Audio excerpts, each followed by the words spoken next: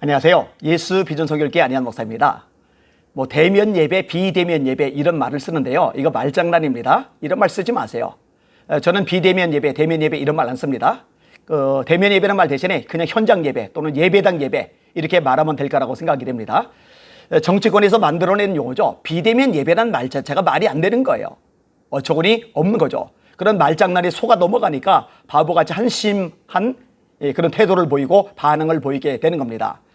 오늘 아침에 이동욱 경기도 의사협회 회장님이 보낸 메시지 내용 속에 이런 내용이 잘 정리가 되어 있더라고요. 다 아시는 내용이겠지만 이 부분도 중요 쟁점이라 말씀드립니다. 재판부가 비대면을 대면 예배 최소 침해의 수단으로 인식하는 경우가 많습니다. 이번 승소 판결한 행정 3부에서도 법정에서 판사가 역시 그랬는데, 그래서 비대면 예배하면 되지 않느냐고 질의를 하였습니다. 이때 가장 좋은 대답이 비대면 콘서트란 없다. 비대면 영화란 없다. 그래서 4단계에서도 콘서트 영화관은 5,000명까지 보장하는 것이다. 비대면 콘서트가 아닌 콘서트 금지이고 비대면 영화가 아닌 영화관 운영 금지이다. 스마트폰으로 보는 콘서트는 콘서트가 아니고 스마트폰으로 본 영화를 영화 봤다고 할 수 없다. 이것이 문화, 종교 영역의 본질이다. 요점 포착을 잘했죠? 그죠? 콘서트, 비대면 콘서트 말이 안 되잖아요. 그죠? 영화 관람, 극장 가서 스마트폰으로 보는 걸 극장 가서 영화 관람했다고 말할 수는 없는 거잖아요. 그죠? 예배도 마찬가지인 거예요. 비대면 예배란 말장난에 놀아나니까 반응을 제대로 못하는 거예요.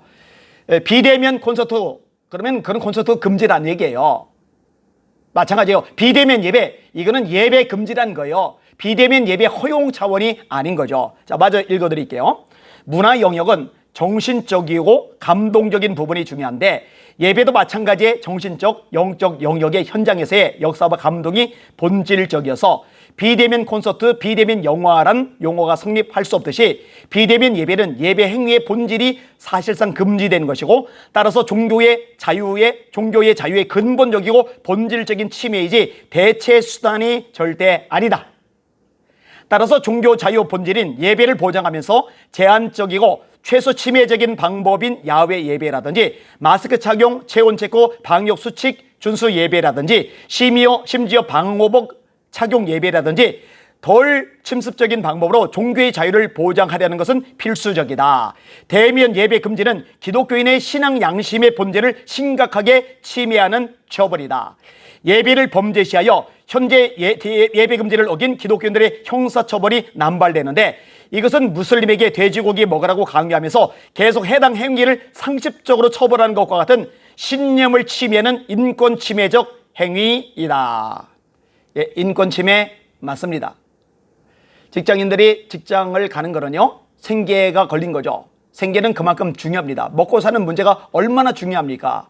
근데 먹고 사는 문제를 완전히 침해해버린다. 그걸 금지시켜버린다. 그러면 안 되는 거죠. 인권 침해라는 거죠. 근데 예수 믿는 사람, 기독교인들에게 예배는 생계수단보다 더 중요해요. 목숨보다 더 중요해요. 그런데 함께 모여서 예배 드리는 그 감동적인 예배, 영적인 예배를 죄다 금지시킨다. 이거는 인권 침해입니다. 있을 수가 없는 일이에요. 국가인권위원회에서 최근에 또 엉뚱한 짓을 저질렀어요. 그동안에 동성애자들의 인권을 위해서 밤낮으로 애를 썼잖아요. 탈북자들의 인권 무시. 그러면서 동성애자들 인권만 맨날 강조를 해요. 법무부의 압박을 가하고 교육부의 압박을 가하고 국방부의 압박을 가하고 이게 인권위원회가 한 짓입니다. 동성애자보다 더 소수자인 탈동성애자들, 이들의 인권에 대해서는 또 침묵.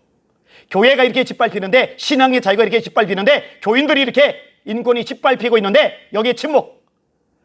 작년에 광화문 사건 이후에 기지국까지 동원해가지고 애국 시민들 얼마나 짓밟았습니까? 얼마나 정치도 스트레스 압박을 받겠습니까? 인권 침해가 정말 심각하게 벌어졌죠. 그때 침묵.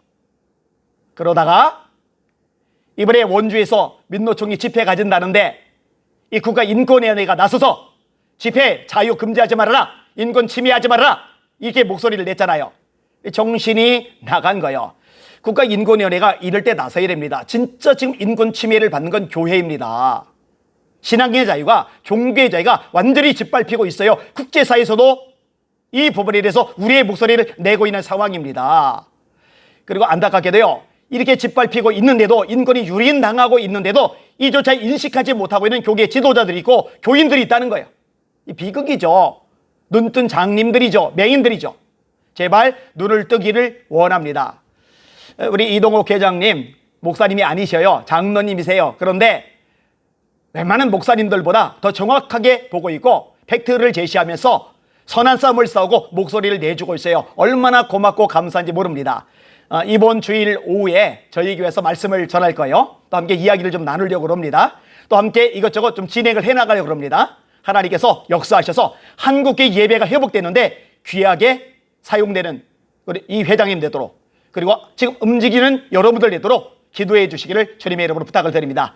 우리 예배를 위해서 싸웁시다. 종교의 자유를 위해서 선한 목소리를 냅시다. 하나님이 이런 영광을 위해서 다음 세대를 위해서 깨어서 기도합시다. 날마다 주님의 이름으로 승리하시길 바랍니다. 할렐루야.